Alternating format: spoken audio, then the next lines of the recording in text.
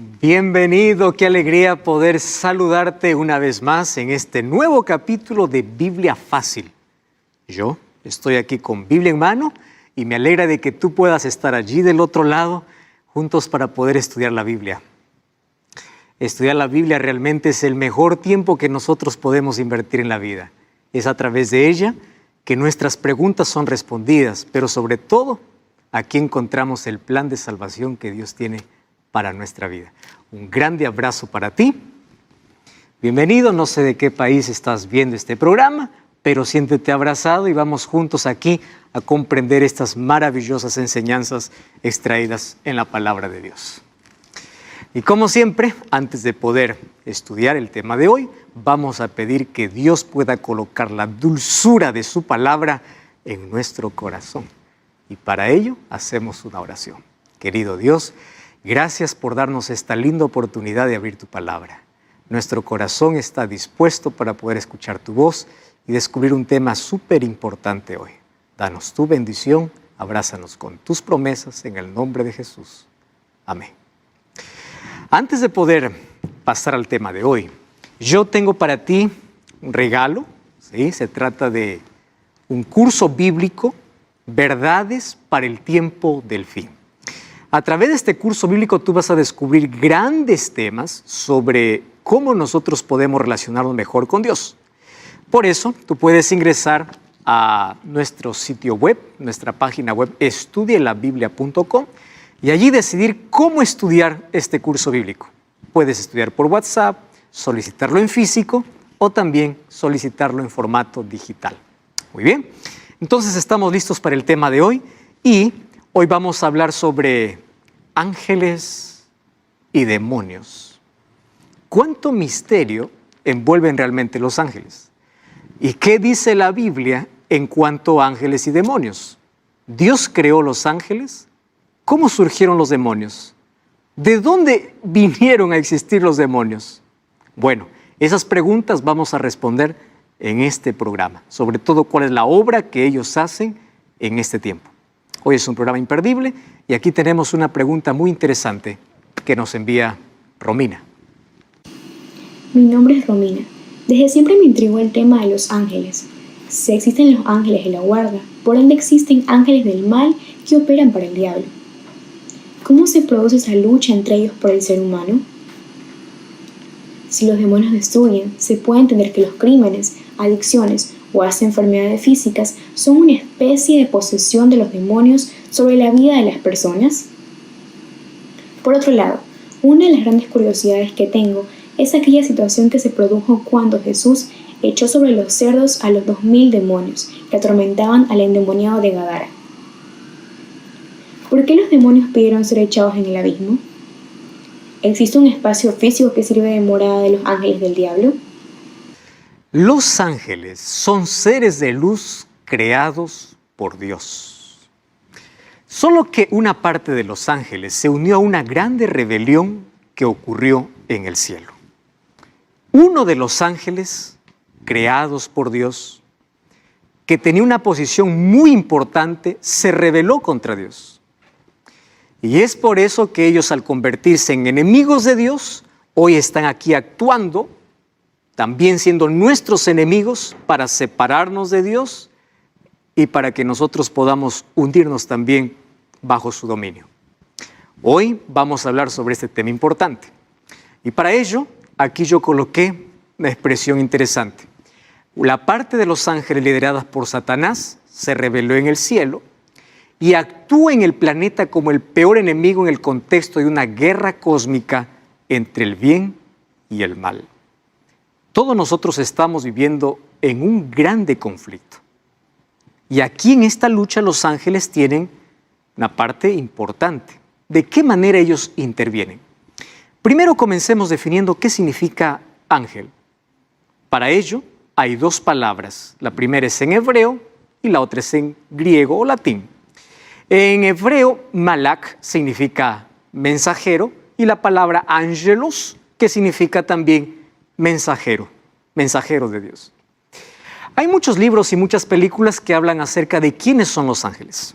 Especialmente se habla mucho acerca del ángel de la guarda, Incluso hay algún rezo o una oración que se hace al ángel de la guarda. Entre las películas y libros y tradiciones que se hablan acerca de los ángeles, el tema de la angeliología ha despertado un interés en el ser humano. Sin embargo, está mezclada también con mucha fantasía. ¿Quiénes realmente son ellos? Muy bien, los ángeles están mencionados en toda la Biblia. Desde Génesis hasta el Apocalipsis. En el Antiguo Testamento, 100 veces se mencionan a los ángeles y en el Nuevo Testamento, 165 veces. Así que es un tema hablado y de mucha importancia. ¿Quiénes son ellos? No tenemos mucha información sobre cómo fueron creados, ni todas las actividades que realizan. Sin embargo, nosotros podemos saber por lo que está escrito en la Biblia que los ángeles tienen personalidad, es decir, tienen intelecto, tienen emociones y tienen voluntad. Vamos a repasar, vamos a abrir la Biblia. Por ejemplo, los ángeles cantaron en el nacimiento de Jesús. Lucas capítulo 2, versículo 13 y 14, ellos revelaron su emoción, su alegría cantando. Mira lo que dice Lucas capítulo 2, versículo 13. Repentinamente apareció con el ángel una multitud de huestes angelicales o huestes celestiales que alababan a Dios y decían: gloria a Dios en las alturas y en la tierra paz, buena voluntad para los hombres. Expresan su emoción y dice que ellos cantan. El cielo es un lugar de adoración y los ángeles siempre adoran. En segundo lugar, dice que estos se alegran mucho cuando un pecador se arrepiente. Jesús contó una parábola en el libro de Lucas capítulo 15, en sí son 3 parábolas, pero me llama la atención lo que Jesús dijo en el versículo 10. Dice así: así os digo que hay gozo delante de los ángeles de Dios por un pecador que se arrepiente. Los ángeles también festejan y se alegran cuando hay un pecador arrepentido. Demuestran alegría, ellos cantan. ¿Qué más dice la Biblia acerca de los ángeles? Son seres espirituales que pueden asumir una forma física. Wow, es interesante. Por ejemplo, ahí en el libro de Génesis capítulo 19, cuando los ángeles llegaron para Sodoma y Gomorra, Lot fue para poder decirles que puedan quedar en casa, y después de mucha insistencia dice que ellos fueron y ellos comieron con Lot. Ellos asumen una apariencia humana. Lo mismo pasó también con Abraham. Ellos pueden asumir una forma física. Además, la Biblia describe que los ángeles tienen alas. En algunos casos, como los serafines o querubines, tienen entre 4 y 6 alas. Esto me llama la atención. Por ejemplo, vamos al libro de Isaías, capítulo 6, versículo 2. Isaías 6:2 dice así: por encima de él habían serafines, cada uno tenía 6 alas, con 2 cubrían sus rostros, con 2 cubrían sus pies y con 2 volaban. Qué interesante, esa es la información que tenemos de ellos. Cuando hablamos acerca de los querubines, también dice que tienen 4 alas y ellos están delante de la presencia de Dios. En el libro de Ezequiel capítulo 1, versículo 6 nos da esta información. Además, los ángeles son seres súper inteligentes y poderosos. Y presta atención a esta información. Solo que ellos no poseen los atributos de Dios. ¿Cuáles son los atributos de Dios? Es decir, ellos no son omniscientes, ellos no son omnipresentes, ¿correcto? Ellos no están en todo lugar. Ellos no son eternos, porque fueron seres creados por Dios. Ellos no poseen los atributos de Dios. Sin embargo, ellos sí son superiores a los seres humanos. Cuando David decía, ¿quién es el hombre para que tengas de él memoria? Dice, lo has hecho un poco menor que los ángeles. Claro, son seres allí superiores, solo que son diferentes de Dios. Ellos no conocen todo, no lo pueden todo, no están en todas partes. Ellos están sujetos al tiempo, al espacio, necesitan moverse de un lado para otro. Y es impresionante que los movimientos que hacen los ángeles son tan rápidos. Mira lo que dice el libro de Daniel, capítulo 9, versículo 20 y versículo 21. Me llama la atención la velocidad con la que se trasladan los ángeles. Daniel, capítulo 9, versículo 20 y versículo 21. Dice, aun cuando estaba hablando y orando y confesando mi pecado y el pecado de mi pueblo Israel, y derramaba mi ruego delante de Jehová mi Dios por el monte santo de mi Dios. El 21 dice, aún estaba hablando en oración cuando el varón Gabriel, o el ángel Gabriel, a quien había visto en la visión al principio, vino volando con presteza, como a la hora del sacrificio de la tarde. La velocidad. Aún cuando estaba orando, el ángel ya estaba allí, como mensajero enviado por Dios para entregar un mensaje aquí al profeta Daniel. ¿Qué más dice la Biblia acerca de los ángeles?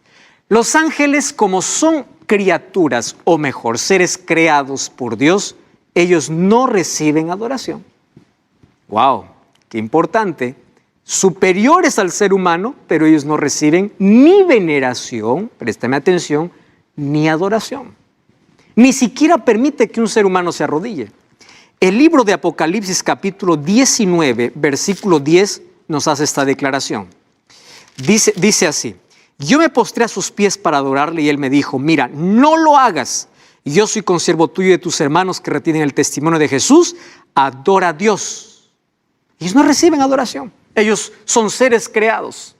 No sabemos si todos fueron creados a la vez o Dios los creó en diferente tiempo. No tenemos esa información. Y aquí hay un asunto interesante que debemos comprender de los ángeles. Los ángeles no son las almas. Esa palabra almas lo voy a colocar entre comillas porque en sí no existe. Las almas de las personas muertas. No es que, una persona murió, ya su alma fue y se convirtió en un angelito. Eso no existe. Tampoco ellos evolucionan de otra vida. No es que los ángeles evolucionaron. Esa es una creencia antibíblica. Los ángeles fueron creados por Dios. Son criaturas de Dios. Y aunque son superiores a los seres humanos, no son iguales a Dios. ¿Correcto? Otra cosa, los ángeles no se casan, no tienen sexo, no mueren. No existen ángeles bebés ni ángeles adolescentes y no hay evidencia que Dios esté creando nuevos ángeles. Esto es interesante. Entonces, los ángeles no se casan, no mueren y no existen ángeles bebés ni adolescentes. ¿Recuerdas cuando Dios creó a Adán? No lo creó bebé, lo creó ya un ser humano. Entonces, los ángeles también son creados de esa manera. Y no es que ellos se reproducen. La reproducción es uno de los dones y regalos que Dios compartió con el ser humano. Ahora, otra cosa que entendemos de los ángeles es que son mensajeros y agentes secretos de Dios. Visitan constantemente nuestro planeta, ¿sí? Vemos en varias veces como un ángel visita el planeta para traer un mensaje a algún profeta o a alguna persona. En la Biblia nosotros encontramos lindas historias hechas por los ángeles. Por ejemplo, en el libro de Hechos capítulo 15, versículo 19, encontramos que cuando el apóstol Pedro fue encarcelado, ¿sabes qué cosa sucedió? Un día un ángel abrió la puerta de la prisión, sacó a Pedro de la prisión y lo puso en libertad. Dios envió ese ángel porque al día siguiente iban a ejecutar a Pedro y Pedro aún no había cumplido su misión. Y Dios envió un ángel para poder sacar allí de la prisión a Pedro. Dios también envió su ángel para poder cerrar la boca de los leones cuando Daniel fue colocado allí en el foso de los leones por causa de su fe. Los ángeles cumplen una labor importante y una de las que más me encanta y de lo que más repetimos acerca de los ángeles es que ellos protegen a los seres humanos y mucho más a aquellos que se entregan a Dios por completo. Lo que dice el libro de Salmos capítulo 34 versículo 7 es una promesa realmente importante. Mira lo que dice el libro de Salmos capítulo 34 versículo 7. Dice así, 34:7, el ángel de Jehová acampa alrededor de quienes lo temen y los defiende. Me encanta esta promesa. Ellos cuidan, ellos protegen. Satanás puede intentar hacerte daño, mas ellos te protegen.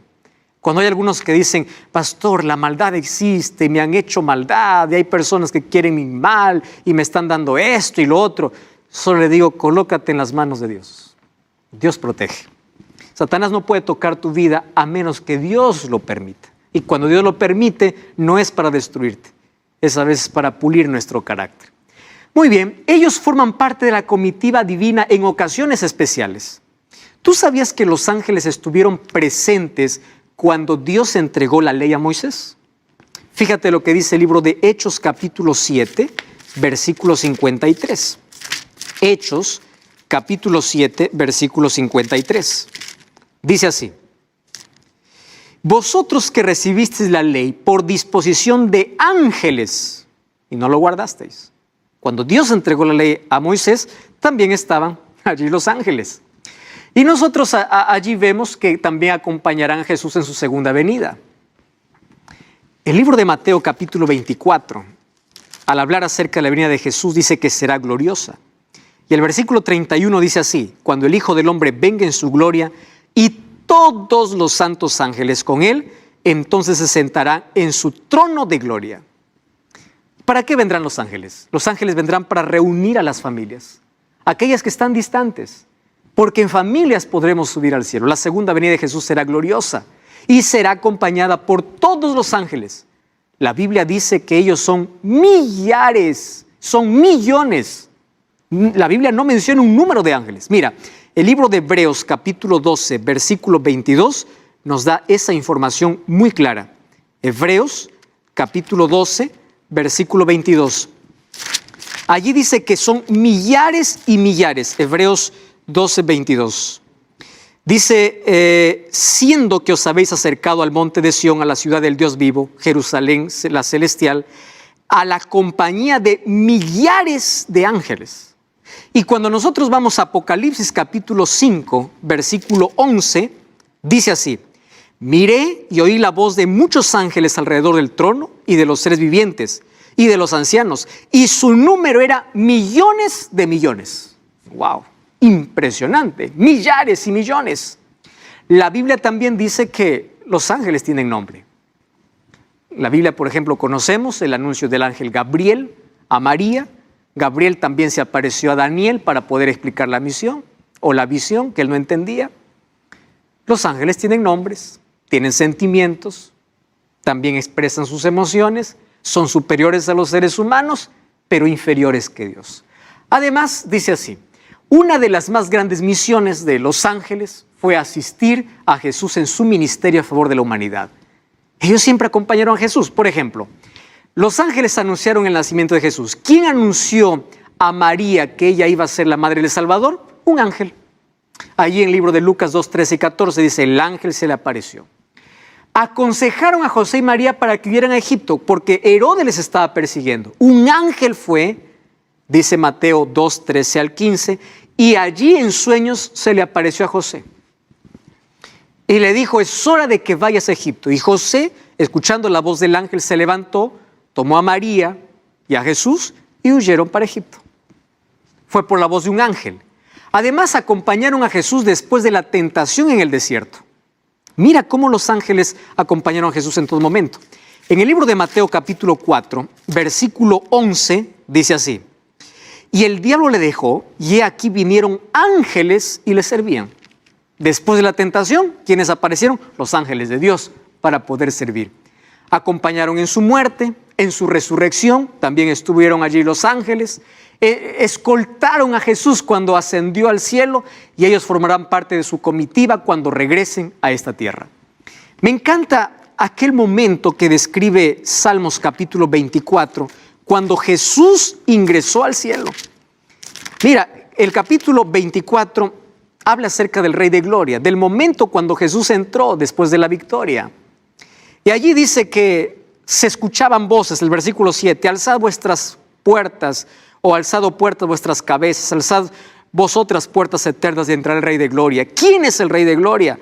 Jehová el fuerte y valiente, Jehová el poderoso de batallas.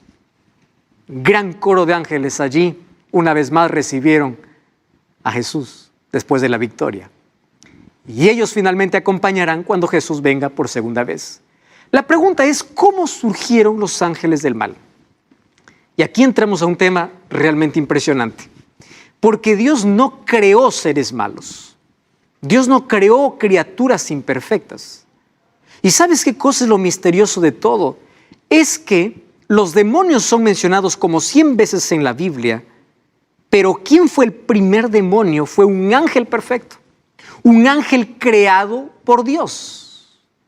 ¿Y qué cosa es lo que me llama la atención? Cuando yo voy a la Biblia, en el libro de Isaías capítulo 14, versículo 12, yo encuentro cómo es que un ángel perfecto se rebeló contra Dios. Isaías 14, 12 dice: ¿cómo caíste del cielo, oh lucero, hijo de la mañana? ¿Sabes? La palabra lucero es el significado del nombre Lucifer. Lucifer significa lucero, hijo de la mañana. Ahora, en el cielo todo había armonía, todo era perfecto, pero uno de los ángeles que tenía una posición más elevada y era incluso exaltado, de manera misteriosa su corazón se llenó de orgullo y usó su libre albedrío para rebelarse contra su creador. El nombre Lucifer significa portador de luz o lucero de la mañana, que finalmente, después de su rebelión, se convirtió en diablo. ¿Y qué significa diablo? Diablo o Satanás significa aquel que hace trampa, o mejor, aquel que es acusador. Cuando tú acusas a alguien por alguna cosa, ten mucho cuidado de no ser parte de esta legión. Porque a quien le encanta acusar es a Satanás. Él se convirtió en Satanás después de haber sido un ángel perfecto. En la Biblia yo encuentro dos relatos en dos profecías dadas para Tiro y Babilonia, tomando la figura de estos dos reyes para que representan la caída de Satanás. En el libro de Ezequiel, capítulo 28, me habla sobre cómo era o cómo fue creado Satanás. Mira, el capítulo 28, vamos a ver a partir del versículo 13. Ezequiel, capítulo 28, versículo 13, encontramos una declaración importante sobre la creación y sobre la rebelión de este ser. En el huerto del Edén estuviste, toda piedra preciosa era tu vestidura, te vestiste de lo mejor. Versículo 14, tú, querubín grande protector, yo te puse en el santo monte de Dios y allí estuviste. El versículo 15 dice: perfecto eras en todos tus caminos desde el día que fuiste creado hasta que se halló en ti maldad. Haciendo referencia a Lucifer, aquel que se rebeló contra Dios. Era perfecto en todo. ¿Y cómo el pecado entró? Vamos a ver eso en el próximo programa. Sin embargo, es un misterio cómo un ser tan puro se manchó. Y dice: profanaste tu santuario. ¿Por qué? Porque el santuario es la morada de Dios. En el versículo 13 o el versículo 17 dice: con la multitud de tus maldades y con la iniquidad de tus contrataciones, profanaste tu santuario. Él estaba en la presencia de Dios. Él era un ángel protector. ¿Protector de qué? De la ley eterna de Dios. Por eso es que él odia tanto la ley de Dios. Un día él estaba en una posición muy elevada, protegiendo la ley eterna de Dios. Cuando hablemos del tema de la ley vamos a volver a este asunto importante. Por eso es que el pecado para su surgimiento es ilógico. Él no estaba satisfecho con lo que era y él quiso tener un estatus superior, es decir, él quiso ser igual a Dios, anhelaba la posición de Dios, pero no el carácter de Dios. Hoy hay muchas personas que cuando dibujan a Satanás, lo hacen allí con cuernos, lo hacen allí con una cola, con uñas grandes, ¿verdad? Ese es el diablo. El diablo no es así. Él fue perfecto. Y aunque el pecado ya deterioró su apariencia, él continúa teniendo la perfección. Claro, ya no es perfecto, porque él fue el originador de la rebeldía. Sin embargo, él fue creado perfecto y continúa manteniendo la belleza. No es aquella imagen que por allí nos han vendido de quién es Satanás. Entonces aquí nosotros podemos decir cómo aparecieron estos demonios, porque un ángel perfecto se rebeló contra Dios.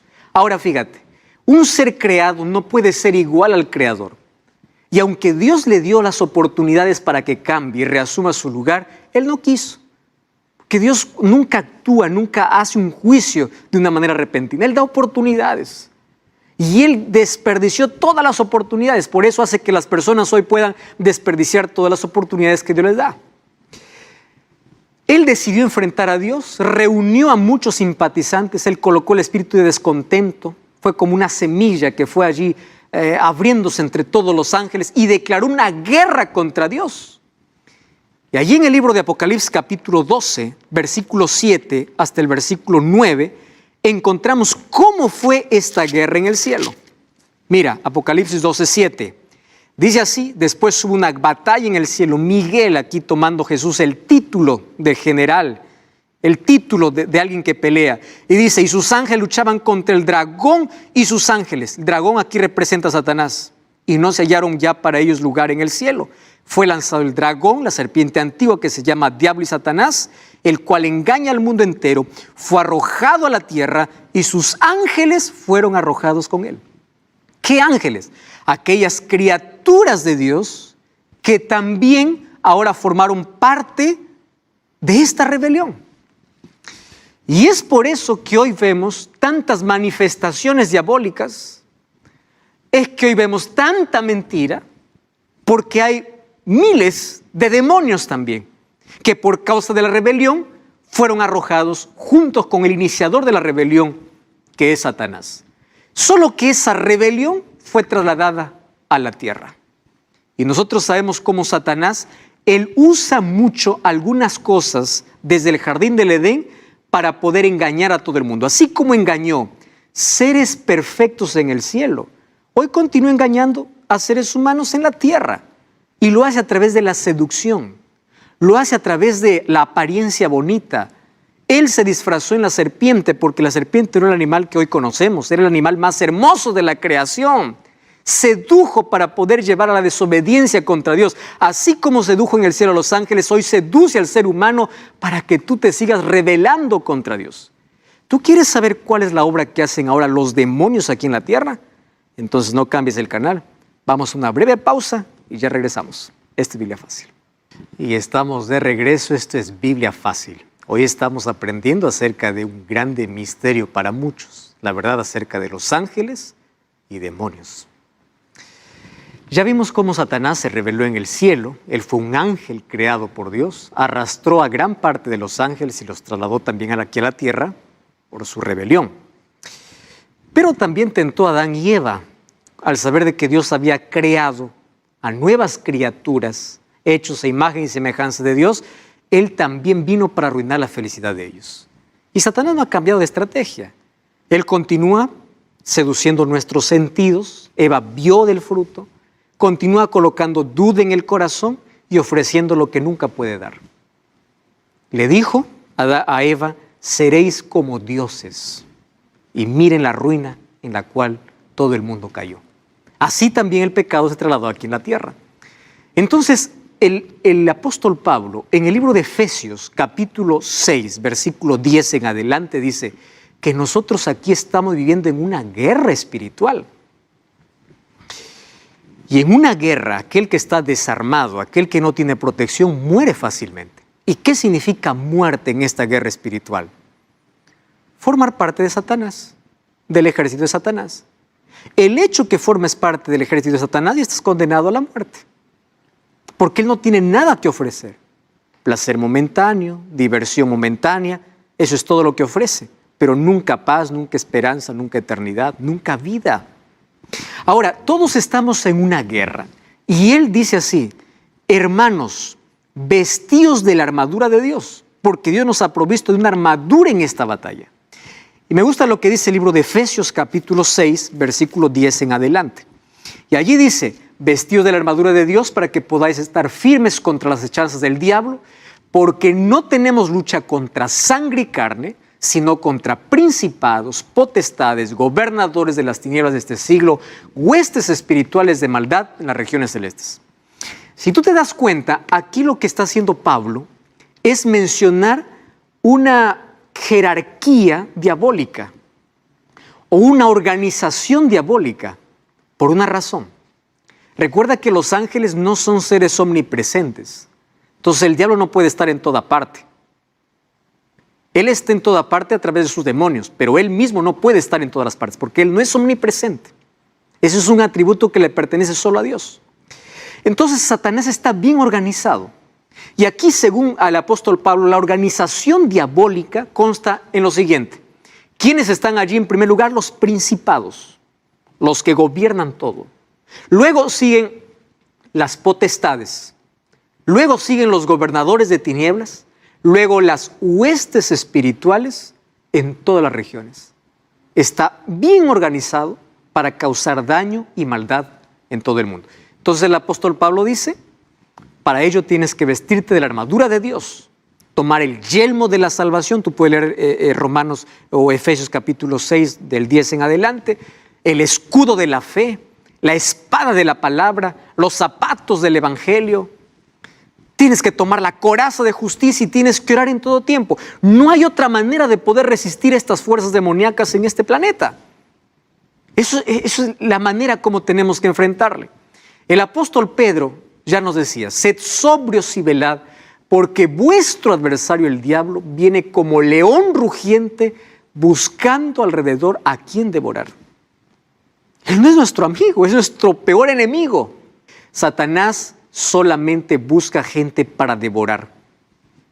Devora tus sueños, devora tu vida, devora tu familia, devora la paz, devora tu sonrisa, devora tus proyectos, te devora la vida. Y es un asesino porque él te mata lentamente, acabando parte por parte de ti. Entonces este mundo se convirtió en el escenario de un grande conflicto entre Dios y Satanás. Y allí los ángeles entonces están actuando, ángeles y demonios. Y ahora te voy a explicar la obra de ellos. Este mundo se convirtió en una guerra cósmica entre el bien y el mal. Y hay un asunto que me llama mucho la atención. El libro de Primera de Corintios, capítulo 4, versículo 9, mira lo que dice, 1 Corintios 4, 9. Dice, Dios nos ha exhibido a nosotros los apóstoles como postreros, como a sentenciados a muerte, pues hemos llegado a ser espectáculo al mundo, a los ángeles y a los hombres. Un creyente, un cristiano, está bajo ahora la mirada no solamente del mundo, sino también de los ángeles. Y este universo es el espectáculo o este mundo es el espectáculo del universo. ¿Qué cosa es lo que hacen los seres humanos y cómo actúan los demonios aquí y cómo el ser humano es seducido por ellos? Ahora, fíjate, el punto central de ese conflicto fue la cruz, donde Jesús ya lo derrotó. Satanás sabe que está vencido y que en breve será destruido. Entonces, todo sufrimiento que existe en este mundo, Dios no es el culpable. Tiene que verse y analizarse en el contexto de guerra. Porque estamos viviendo en un grande conflicto. Y en este conflicto Satanás maltrata a los hijos de Dios, trae calamidades para que el ser humano se vuelva en contra de su creador. Ahí está la respuesta para el dolor y el sufrimiento. ¿Cómo actúa Satanás y sus ángeles en el mundo? ¿Cuáles son sus armas? ¿Cuál es la estrategia que él usa? Y yo aquí he colocado 3 que considero las más relevantes en cuanto a su acción. En primer lugar, Satanás actúa con mentira, con trampa y seducción. Préstame atención. ¿Qué cosa es una trampa? Aparentemente es algo bueno para que caigas en ella. El diablo es mentiroso. Trae 5% o 90% de verdad y 10% de mentira. Mezcla la verdad con la mentira. Por eso que hay muchos que abren la Biblia, leen la Biblia, pero creen también tradiciones. Y al mezclar tradiciones con Biblia, ya forman parte del enemigo de Dios. Porque no tener una clara visión de quién es Dios nos hace formar parte del otro lado. Ahora, presta atención. Él usa mucho la mentira, la trampa y la seducción. Él seduce. Él es un seductor. Mezcla la verdad con la mentira, él falsifica siempre la verdad, haciéndole parecer, o a la mentira falsifica haciendo parecer verdad, cuando no lo es, y se puede transformar en un ángel de luz. Mira lo que dice el libro de 2 de Corintios, capítulo 11, versículo 14. Presta atención a ese texto. Dice así, no es maravilla porque el mismo Satanás se disfraza como ángel de luz. Entonces tú puedes ver manifestaciones asombrosas. No te asombres con todo, porque no todo viene de Dios. Incluso no todo milagro viene de Dios. No deposites tu fe en un milagro porque no todos los milagros vienen de Dios. Satanás hasta se puede transformar en un ángel de luz. ¿Puede hacer curaciones? Puede. ¿Puede hacer milagros? Puede. Si hasta se transforma en un ángel de luz. Muy bien. Ahora te voy a mostrar algunas acciones. Y te voy a mostrar estas acciones para tener cuidado. Para que nosotros no caigamos bajo las zarras del enemigo. Y presta atención, quiero que tomes allí lápiz y papel y puedas anotar algunos textos bíblicos porque por el tiempo no voy a poder leer todos ellos. En primer lugar, Satanás y sus demonios usan la fuerza, la intimidación y la persecución. Hay personas que se quieren entregar a Jesús y el diablo viene y los amenaza. Allí usa incluso a los padres. Si tú te entregas a Jesús, te amenazo con quedarte sin heredad. El diablo es un amenazador. Te amenazo con quedarte sin trabajo. Y las personas tiemblan ante la amenaza. El diablo lo que hace es usar la fuerza, la intimidación y la persecución. Número 2, ellos se disfrazan. Incluso toman la forma humana. El libro de 1 Samuel capítulo 28, quiero que tú puedas leerlo, eso allí con detenimiento. Un día el rey Saúl se fue a una pitonisa de Endor, a un espiritista, alguien que tenía contacto con el demonio. Y le dice, hazme aparecer a Samuel. Incluso Satanás tomó la forma de Samuel. No era Samuel, era el demonio tomando la forma humana. Hoy escucho a muchas personas diciendo, pastor, yo escuché la voz de fulano de tal. Pastor, yo me contacté, tuve una sesión espiritista. Yo vi a alguien que murió hace años, yo lo vi, nadie lo puede negar. Es verdad que tú lo puedes ver, pero ¿cómo sabes que es esa persona? Satanás toma la forma humana. Si pudo tomar la forma del profeta Samuel, ¿cómo no va a poder tomar la forma de cualquier otro ser humano? Otra cosa que es Satanás es que hace falsos milagros. Por eso ya te dije que tu fe no esté basada en un milagro, esté basada en la palabra de Dios. Otra cosa que es Satanás es que ciega la mente de los incrédulos para no discernir el error. Yo voy a leer este texto. Mira lo que dice 2 de Corintios, capítulo 4, versículo 4. Dice así. El Dios de este siglo, es decir, refiriéndose a Satanás, dice, lo cegó el entendimiento de los incrédulos para que no resplandezca la luz del evangelio. Entonces, cuando una persona se enterquece, se revela, ve que Dios le está llamando, entonces él se enceguece. Esa ceguera es causada por Satanás. Mucho cuidado con aquello a lo cual llamas una rebeldía abierta. Ese es el trabajo del diablo hoy. Provoca catástrofes y enfermedades. Mira lo que dice el libro de Job, capítulo 2, versículo 7. Respuesta para asesinatos, violaciones, calamidades. Job 2:7. Dice así, salió Satanás de la presencia de Jehová e hirió a Job con una sarna maligna desde la planta del pie hasta la cabeza. ¿Obra de quién? De Satanás. ¿Y por qué lo hace? Porque quiere torcer la imagen de Dios. Quiere hacerte pensar que Dios es el culpable de todo. Entonces cuando tú dices, ¿dónde está Dios? Dios no existe. ¿Por qué yo me siento solo? ¿Dónde está Dios en el sufrimiento? Satanás aplaude y dice, ya está dudando de la existencia de Dios. Tú eres la imagen de Dios, provocando Él todas las calamidades. Crean duda de la existencia de Dios. Otra obra de Satanás, acusa a los creyentes de Dios. Mucho cuidado cuando estás acusando, puedes formar parte del ejército de Satanás. Cuando tú acusas a alguien con el dedo por un pecado que está cometiendo, esa es la obra del diablo. Jesús nos enseñó cómo corregir los errores. Con la verdad, con amor, en secreto, con la palabra, con oración. No acusando. Zacarías capítulo 3 dice que Satanás acusó al sumo sacerdote, a un líder, y le dice, este no merece nada. Satanás acusa siempre a los hijos de Dios. Satanás no es omnipresente, por eso es que Él no está en todo lugar. Y Él manda a sus demonios para que pueda actuar. Él puede seducir a las personas, pero jamás te podrá obligar, porque tú tienes libertad para decidir.